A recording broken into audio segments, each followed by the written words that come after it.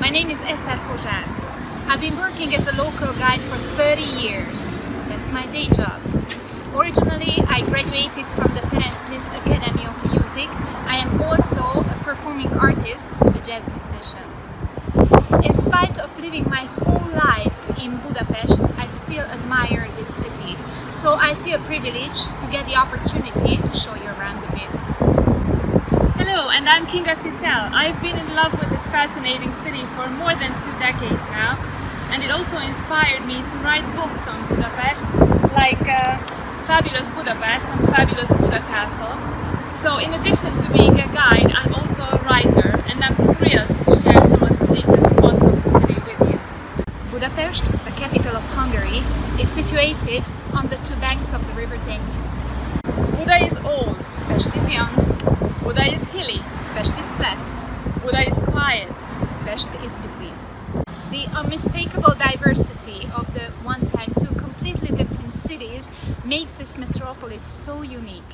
Let's look around a bit. Let's start with the must-do places. There are some iconic sites in the city which capture our attention no matter how many times we've seen it before. We can't help but admire it whenever passing by. So let's take a look at the right side of the Danube with Miss Buda.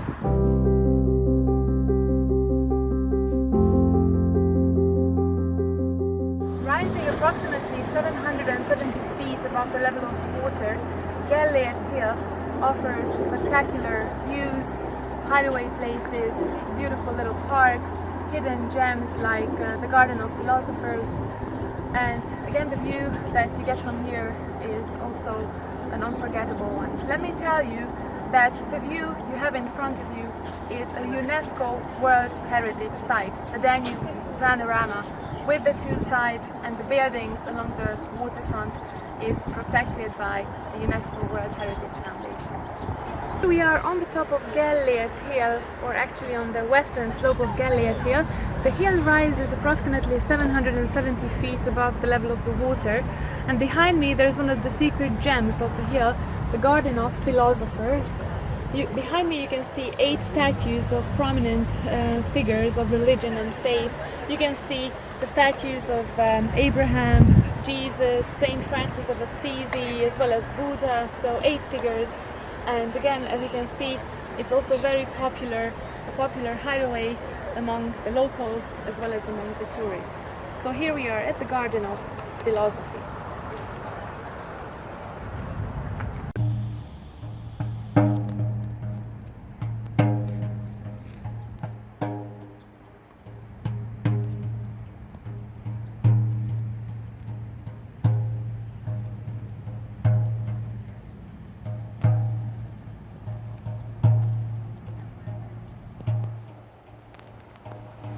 On the gentle slopes of Gellért Hill, we have the statues of Prince Buda and Princess Pest here, and the division between them represents the Danube, which separated the 2 sides until 1873, when the unification of Buda and Pest took place.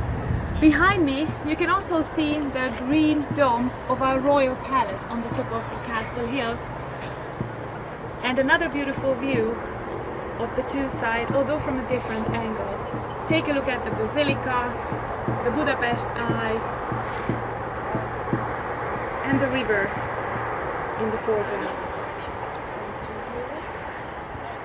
Now up on the top of the castle here at Fisherman's Bastion, which got its name from the fact that in the Middle Ages this section of the city wall had to be protected by the Fisherman's Guild, so hence the name Fisherman's Bastion. It has 7 towers, just like we had 7 tribes arriving here and conquering this land. And from here we get a really beautiful view over the city, and also a really good understanding of the difference between the flat side of Pest and the hilly side of Buda. On the left you can see Margaret Island, and then over on the Pest side you can see 2 beautiful domes. The red dome on the left is Parliament, and the dome on the right is St. Stephen's Basilica. The height of these 2 domes are exactly the same, 96 meters. This number has a magical importance in the Hungarian history, referring to the year 896, the year of the Great Conquest, and also 1896 when we celebrated the 1000th anniversary of the arrival of our ancestors, the Hungarians who settled here.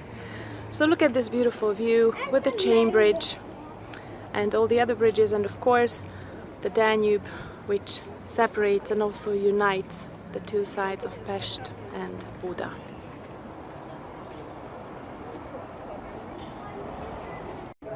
Still enjoying the view from Fisherman's Bastion. On the plateau of Castle Hill you can see the green dome of the royal palace, which was the seat of our kings for many centuries. And you can see our most famous bridge, the chain bridge connecting Buda and Pest. The castle district has cobblestone streets and houses from the medieval times, with details from the 13th, 14th centuries peeking out on the facades of the building, like the ones you will see here in this inner court. These are sitting bays. There are 64 such sitting bays here in the castle area, which is a unique phenomenon. Nowhere in Europe will you find such a rich collection of these beautiful medieval sitting bays. Look at the medieval details peeking out on the facades of the buildings here in the castle district. This is just one of the many examples. This is like a time travel and the travel in history. One of the highlights here in the castle district is Matthias Church, the church you see behind me, which is dedicated to one of the most popular kings of Hungary, the great Renaissance king, King Matthias, who is one of the two most outstanding kings of Hungary, in addition to King Saint Stephen, who was our state founder, whose statue you can see also behind me. Look at the beautiful, colorful ceramic tiles on the church, which come from one of the famous porcelain factories of Hungary.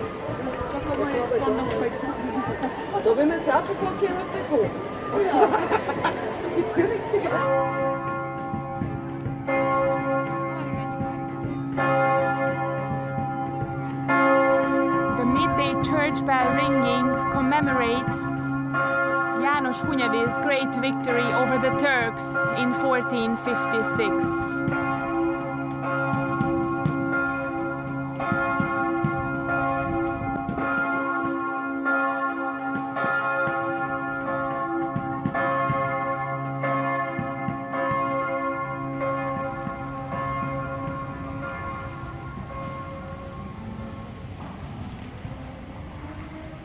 Named after the daughter of one of our kings who used to live here as a nun in the 13th century, Margaret Island provides a peaceful getaway from hectic downtown Budapest.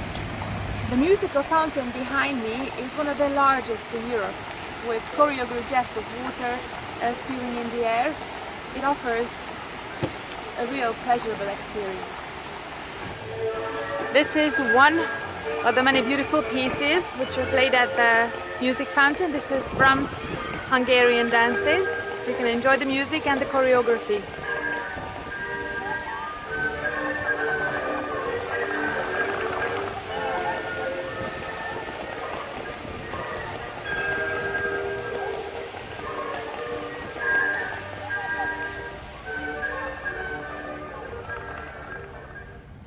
At the northern tip of the island, there is a Japanese garden with the statue of the Little Mermaid in the middle.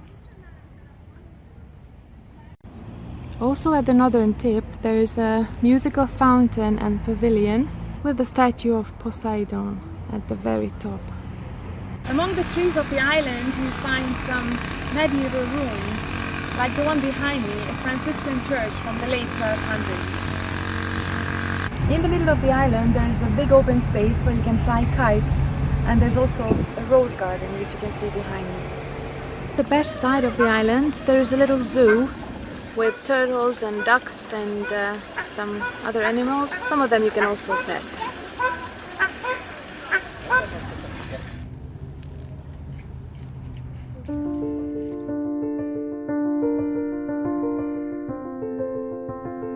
And let's take a look at the left side of the river with Miss Pest. Pest is the younger part of our capital and the commercial side of the city. The big boom for Pest was towards the end of the 19th century. Since then, it keeps growing continuously. There was an old saying, it is good to live in Buda and work in Pest. This idea originates from the fact that Pest used to be an industrial area, which is not true anymore. Real life thrives in Pest nowadays. All the theaters can be found here, and if somebody wants to go out at night, then again, Pest is the place. If I should say one number that characterizes Pest, that would be 96. I'll show you why. Hero Square. This is the largest square of our capital. In the middle of the square, you can see the tomb of the unknown warrior that was erected in memory of all those heroes who ever sacrificed their lives for the freedom and independence of Hungary. It is also mentioned as Millennium Square because it was constructed for the 1896 Millennium Bird Exhibition. That's when Hungary celebrated the Hungarian conquest, when our ancestors occupied this territory, the Carpathian Basin. Several demonstrations, open-air concerts, public events take place here. Behind it we can find the city park, which is the capital's largest public park, which welcomes both locals and foreign visitors. The Hungarian House of Parliament. This is Hungary's largest public building, and it is probably the most iconic site of our capital. Only the Fisherman's Bastion could argue with it. As Kinga mentioned it earlier, the highest peak of the dome is 96 meters. The square around the building is called Kossuth Square. It is named after one of Hungary's most famous freedom fighters. This is one of my favorite spots in downtown. The capital is making big efforts to create more and more pedestrian areas. Earlier, it used to be a very busy square. There was a parking lot here, traffic was running around it, and recently they turned it into this beautiful green community space. St. Stephen's Basilica is the largest church of Budapest. It is dedicated to the founder, first king of Hungary. It's beautiful inside and outside. There's a wonderful square around it. There are a lot of little restaurants and cafes and wonderful pedestrian streets that leads up to the Danube. The dome of the basilica is also beautiful. Can you guess its height? Yes, you are right. It's also 96 meters high.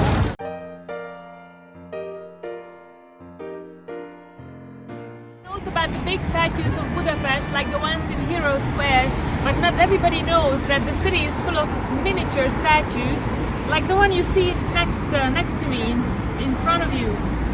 This is a statue of a tank, which refers to the 1956 revolution, which a lot of people are familiar with. And you can also see behind me, you can see our parliament building in the background. So there is a reference to our history and the Hungarian state.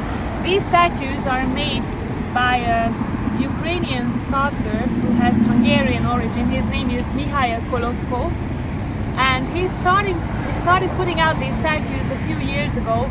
Now there are more than 15 statues at random places of the city. They just appear somewhere, and they usually under the cover of the night, and they stay. People discover them, and they tell others about them, and that's how the news spread, and that's how these statues have become part of what we have now in Budapest. So take a look at this statue. It's so small that you wouldn't find it if you didn't know where to look for it.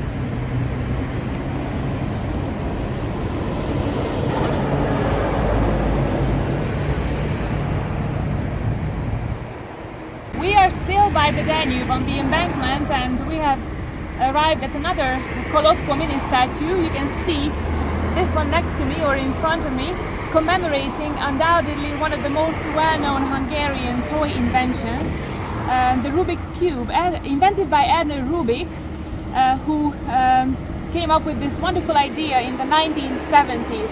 The Rubik's Cube is more popular than ever among adults as well as among children. Here's one copy. This is a really great pastime to try to work it out. It's a mathematical puzzle and a real toy. Still speaking of Kolotko's famous mini statues, we are now on the Pest side at Liberty Square between the US Embassy and the former Hungarian television headquarters, where under the railing we have the statue of Kermit the Frog from the Muppet Show. The Muppet Show was very popular in Hungary in the 1980s, broadcast from here, from the Hungarian TV headquarters, and Koloko was inspired by his childhood memories, his childhood years, so this is how it happened that the little frog was put here in the middle of the sky.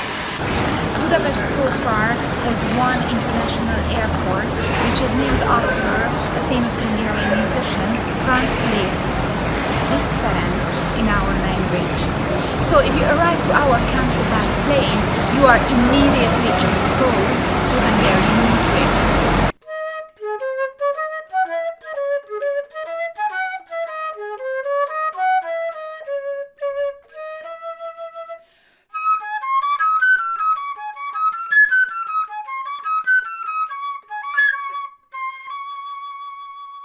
Besides being an excellent composer and pianist, Franz Liszt was also the founder of the Academy of Music, which is named after him today. It's a huge, internationally acknowledged institution with several faculties.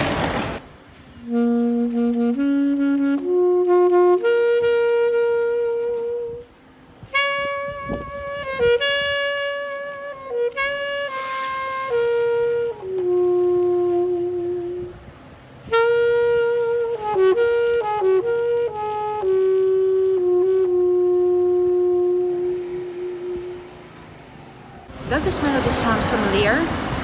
Well, it's Gloomy Sunday. It was written by a Hungarian pianist and composer, Gellért Hill. We are in the 1930s, and this song became the most famous suicides all over the world. Gloomy Sunday became well known throughout much of the English-speaking world after the release of a version by Billie Holiday in 1941. There is a recurring urban legend which claims that many people have committed suicide while listening to this song. Therefore, the BBC banned Billie Holiday's version of the song. The BBC ban was lifted by 2002. Gellért Hill lived in the 7th district of Pest, and he often played at the nearby Kispipa restaurant.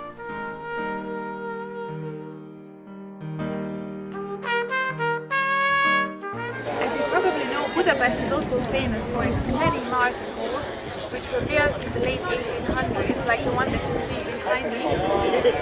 There is also a Saturday market in the front of it, but inside the market hall you find all the Hungarian specialties, from our national spice, the paprika, to many of the delicacies, including our deep-fried dough, the lángos, which I'm going to show you, and you get a chance to take a closer look at it.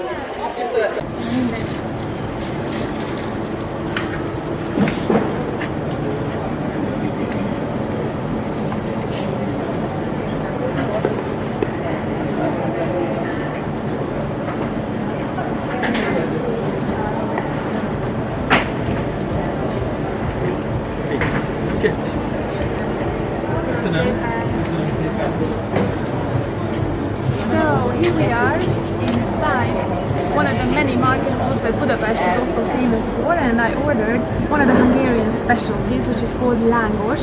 This is a circular deep-fried dough which many Hungarians associate with summer vacations spent at Lake Balaton, but lángos is available all year round. If you look at it, the crispy inside yields to a steaming, doughy inside. It's really yummy. The most popular version is topped with sour cream and grated cheese. The smell is wonderful too.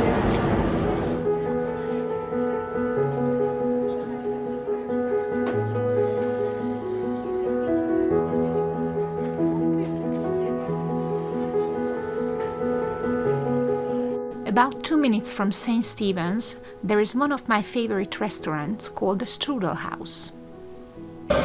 Unfortunately, I've always had a sweet tooth.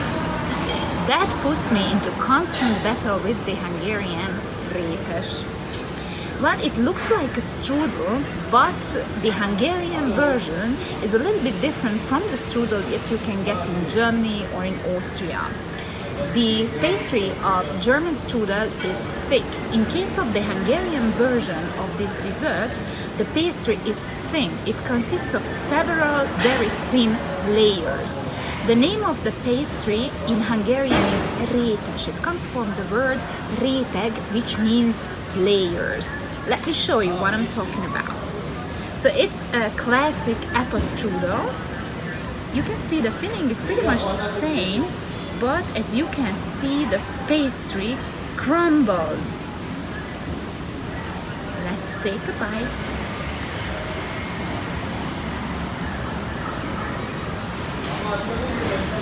Yummy!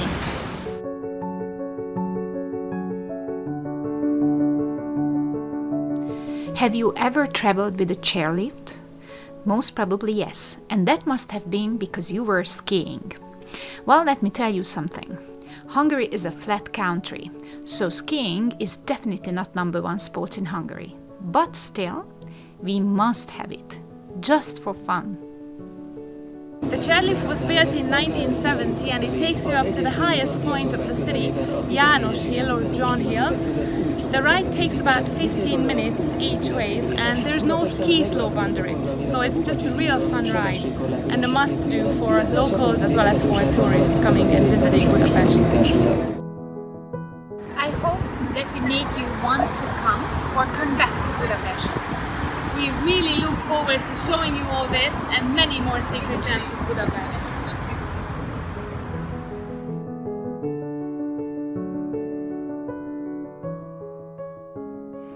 Hello, this is Eszter from Hungary. I'm so excited about your questions. I cannot wait to answer them.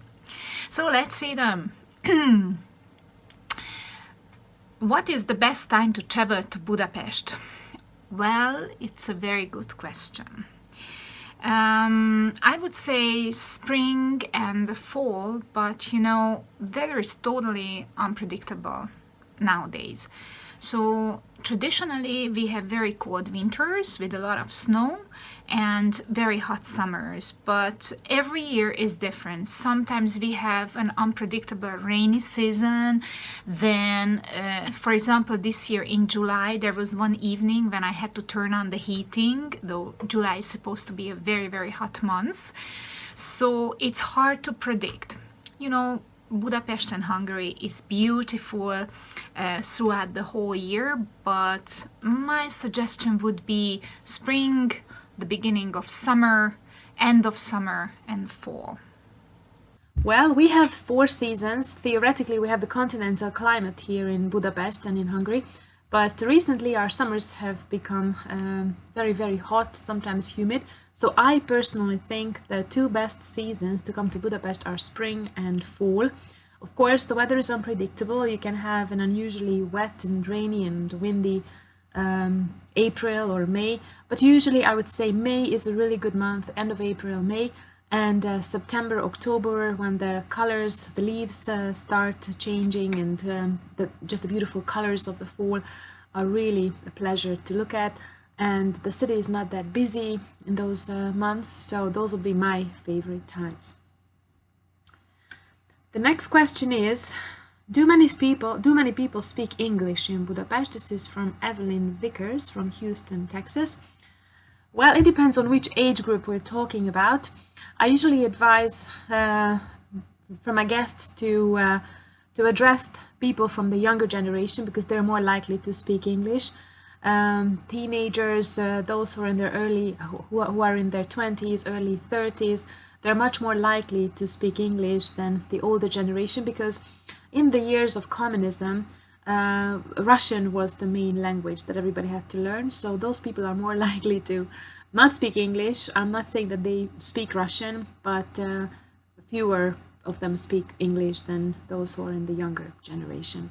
But I would definitely encourage you to ask for directions, ask for advice, and you can stop people on the streets, and I'm sure they'll be happy to help you, again, mainly from the younger generation.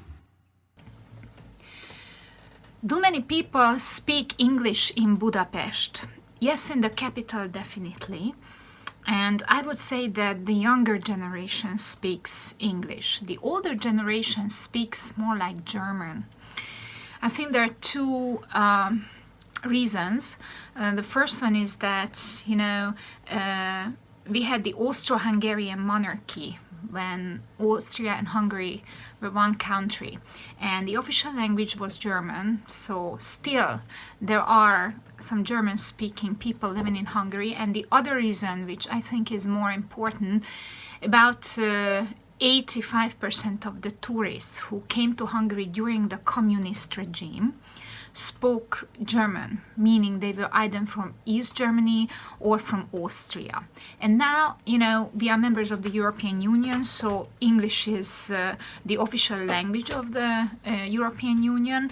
And because of the computers, the younger generation learn English, and now we study languages at school.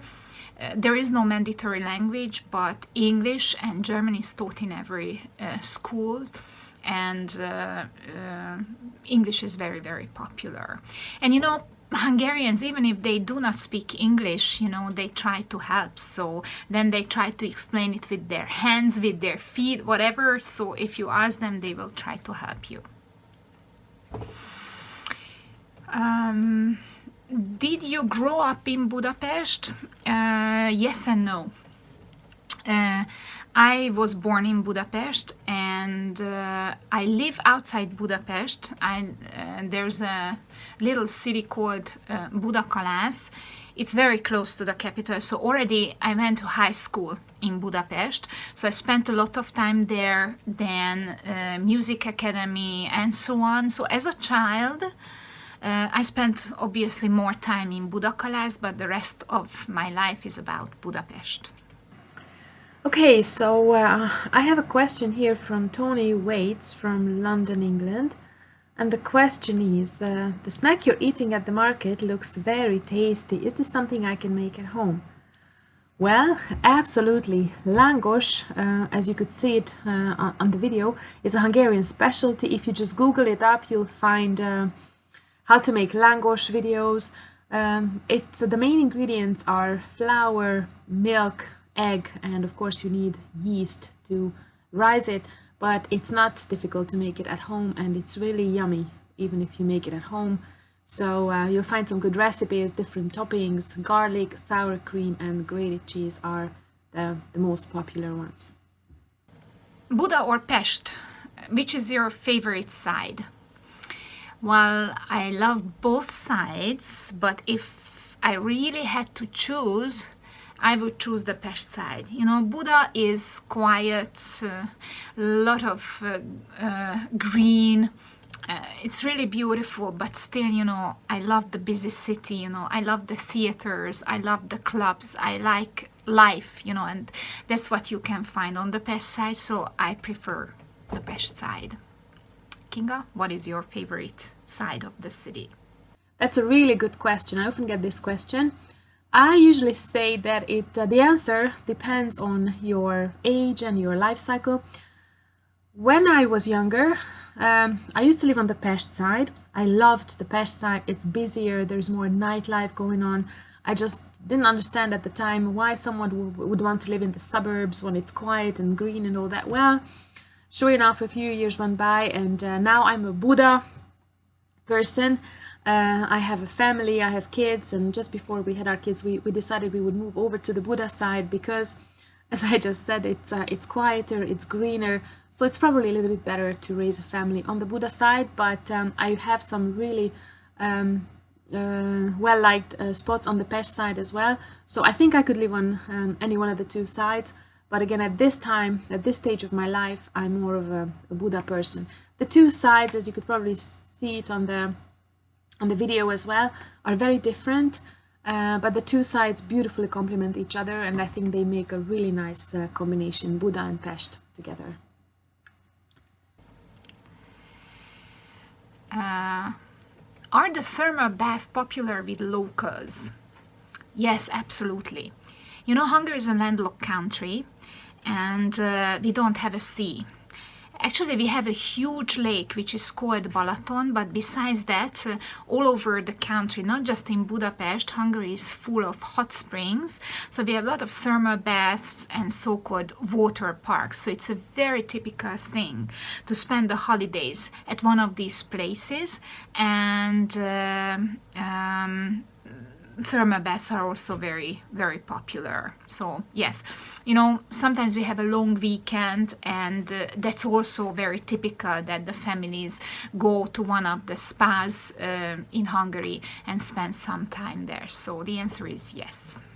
Yes, they absolutely are. We have over a dozen of thermal baths just here in Budapest, and there are some more touristy ones where not so many locals go, and there are some which the locals prefer. So everybody has their favorite spot or their favorite place. There are some baths, for example, St. Luke's, where a lot of Hungarian intellectuals go, actors, actresses, directors, writers. They have their favorite spots. Some of them even have their benches with their name or codes engraved on it. So St. Luke's has a really nice ambiance. That's one of my favorites. I could mention other ones, but then they wouldn't be secret anymore, would they?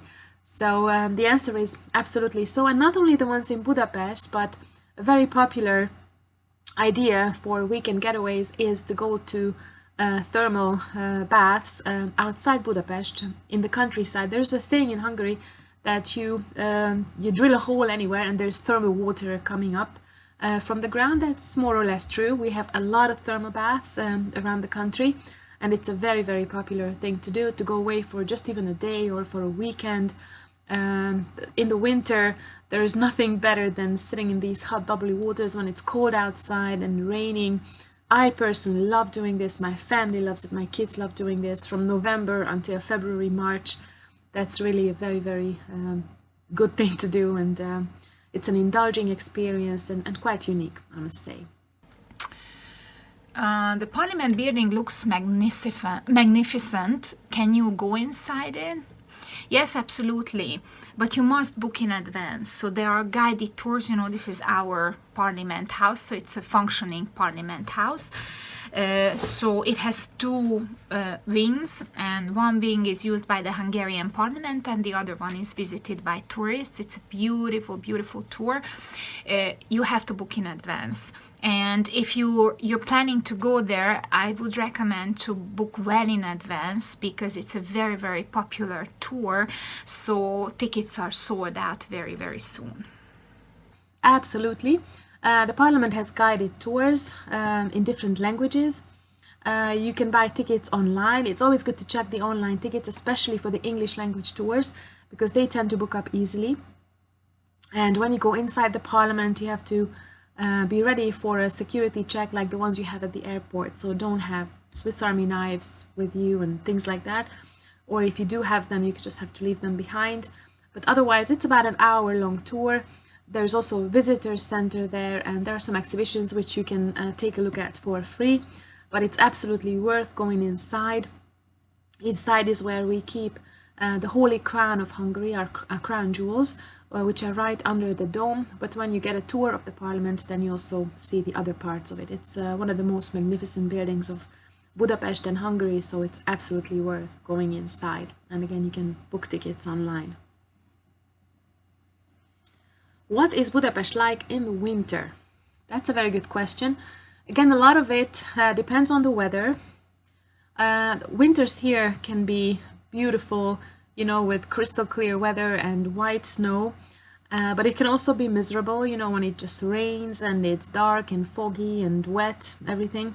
So it depends on what kind of winter we have each year. There's one thing which really makes it memorable, and that's our Christmas market. The city lights start going up already towards the end of November for the Advent period. So lights are wrapped around the trees. For example, on beautiful Andrássy Avenue, it's magnificent with the lights up. So it's really great to just stroll along the avenue from, I would say, 4 o'clock, 4:30. That's when the lights start going up. And of course, we have the Christmas market here in Budapest. We have several Christmas markets actually. one in front of St. Stephen's Basilica. That's my favorite. There's also a laser show on the facade of the basilica every half an hour, which you can watch with a three-dimensional glass as well, and you can sip, mulled wine or hot chocolate, and you have a lot of handmade things there. So the Christmas period is really wonderful in Budapest, and if we get some snow, then it makes it even more special, although we have not had a lot of snow just around Christmas lately, so you just have to be really lucky if you're looking for snow. But nevertheless, the Christmas ambiance is definitely there waiting for you here in Budapest. What is Budapest like in the winter? Well, again, it depends on the year. This year, last year, I could hardly use or I hardly needed my winter coat. It was a very warm winter. It was not cold and we did not have too much snow. Traditionally, we would have a lot of snow in winter, and temperature drops below 0 Celsius at the beginning of November, and it stays there until the end of February. But every year is different. But days are shorter, and it's darker. The weather is not so good, and it can be muddy as well. So I don't think that's the best time. Though we have very, very nice Christmas markets. So around Christmas and New Year's Eve, it's really beautiful. The city is illuminated beautifully. Christmas markets are very special. But January, February, I don't think that's the best. Those are the best months to come to Budapest. How do you spend your weekends? Is the next question. Well, I think it really depends on, again, your stage of life. Also it depends on which month we're talking about, because when it's the high season, when you work a lot, then you just want to be quiet, and maybe go away and spend time with your family and friends. But weekends can also be a time, when you go away for with your family to the thermal baths I mentioned to you earlier, or if it's the summer and if you just have 1 or 2 days off, if you don't have like a long holiday to plan for, you can take a day or two and go to Lake Balaton, which is the biggest lake of Central Eastern Europe. We call it the Hungarian Sea. So it's about an hour and a half drive. There's a highway connection between Budapest and the Lake Balaton. So you can go there just for a day or for a weekend, especially if you have a weekend house there. There's another lake which is smaller than Balaton, but it's also halfway between Balaton and Budapest. It's called the Velence Lake, which is like a 40-minute drive from the city. So we like to go there no matter what time of the year it is, not only in the summer, just to enjoy fresh air and looking at the lake and the colors and the trees. You know how it is. But we also have some beautiful mountains, not very high mountains, but you can go hiking, you can go biking, and of course we also do, when you get together with your family, we do barbecues, we have grill parties, things like that, just like I guess anywhere else. So it depends on what you're more in the mood for, whether you want to have time with your family, whether you want to be outside in the fresh air. So you can choose from a lot of different options. How do the younger generation feel about the period in history under communist rule? Well, very friendly speaking, they cannot really relate to this. As a child, I grew up during the communist times, so I know a lot about it, but I have a 16-year-old daughter, and for her it's just history book. So I try to make her understand and tell her stories, but it's very hard for them. It's just like any other chapter in history. So I don't think they feel anything about it at all, because they just, thanks God, they really don't know what it was like. We can tell them the stories, but it's, if they don't feel it, then it's hard to understand and have feelings for it. Are all the attractions open now in Budapest? Are people wearing masks everywhere? Now the answer to this question varies each day. When we go to some place now in Budapest, I always go online first to get the phone number, and then I call the place, because sometimes the information you find online is not up to date. So it's always better to call them to make sure that they are open. I've had it happen several times that it looked like they're open on the internet, and then when I called them it turned out they were closed, museums or shops even. So I would definitely advise everybody to make sure that where they want to go, it's actually open for visitors. And whether you have to wear masks or no, this also depends on the place. Some shops you really have to wear the mask, and as soon as you enter they let you to they make you wear the mask. And in some other places nobody wears the mask, like in the big shopping malls, you know, in the bigger public areas, some people wear the mask, some people don't. And if you go into one of the little shops or a bookstore or a restaurant, then it's up to them, you know, how they decide, how strict their rules are. So again, there's no yes or no answer to this. It depends on each place. It depends on what we're talking about and when we're talking about. So it's always good to ask, and I always have a mask in my pocket with me. My family members do the same. So if I have to have the mask on, I just put it on. I don't want to be excluded from any place just because I don't have a mask. So I think at this time of our lives, that's what we have to do, to have a mask in our pockets or up on our faces, depending on what they want us to do. Oh, it's again a very, very good question. You know, it keeps changing every day, so we try to follow and listen to the news. So every week, almost every day, it keeps changing. Some of the places reopen, so 1st of August a lot of places open, but some of them are still closed, so you just have to check it on the internet before you go there. And about the masks, we still have to wear masks in the shops, supermarkets, and on public transportation. Otherwise, very friendly speaking, not everybody follows the rules that strictly. We try, but not everybody. But you know, there are places where they take it very, very seriously. For example, in case of public transportation, which is really, really very important, they keep checking it. And, you know, we have guards at the entrance of the underground, so they make you wear the mask when you enter that place. And many supermarkets have guards at the entrances as well, and they try to convince people to wear the mask. I heard there's a statue of Ronald Reagan in Budapest. Why is that?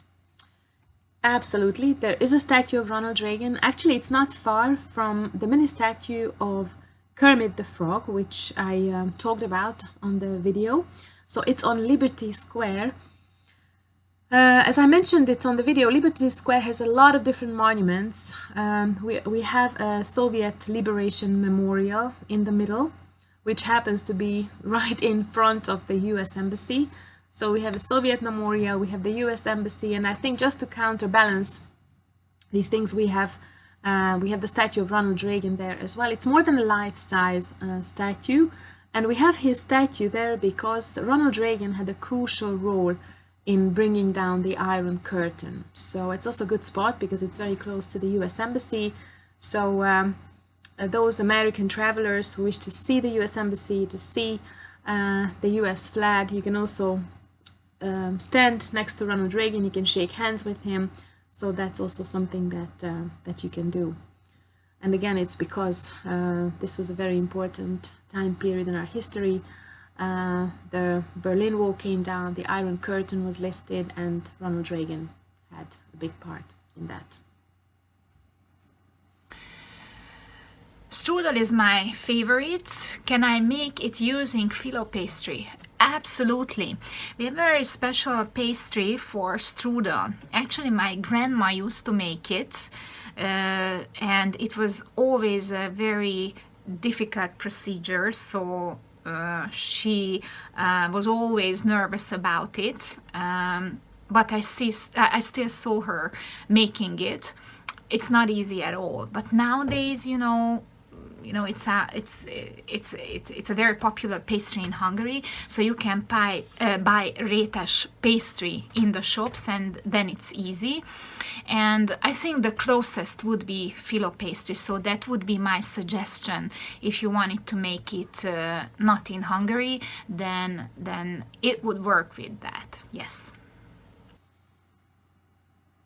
And the next question. Love your video, but I want to know, can you solve the Rubik's Cube? I like this one. I cannot, unfortunately. Sorry to disappoint you. My son can, and I was actually hoping to have him on the video, but he was away in a summer camp, so he could not be part of it. But we have Rubik's Cube solving competitions, which are timed, and that's something that a lot of kids are crazy about.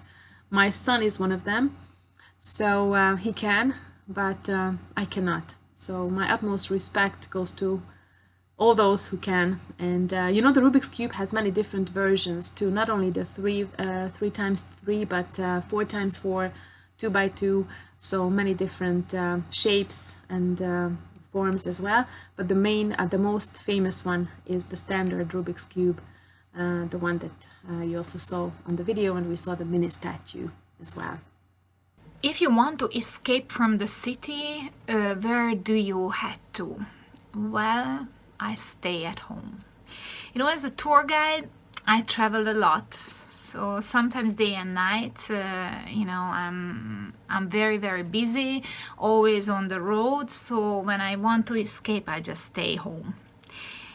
But if not home, then there are beautiful hills, mountains around my place, and there is a very, very special place from where you can see the Danube and the surrounding area.